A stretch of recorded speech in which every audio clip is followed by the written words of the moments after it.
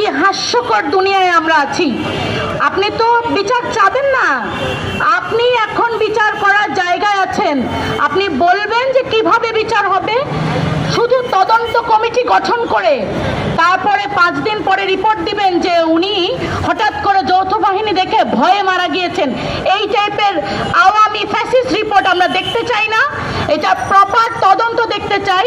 এবং এই মুহূর্তে আজকে রবিবার বিকেল 5টা থেকে আমরা সামনের যে বাংলাদেশ 2.0 বলি সেইখানে এই রকম আর একটি হত্যাকাণ্ড আমরা দেখতে চাই না।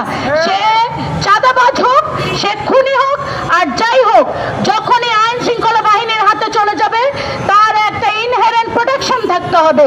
তাকে আপনারা প্রোটেকশন দিবেন, বিচার করবেন, কিন্তু গায়ে হাত তোলার অধিকার আপনাদেরকে কেউ দেয় নাই এবং নতুন বাংলাদেশে এটা কেউ সহ্য করবে না। সুতরাং এই জায়গাটা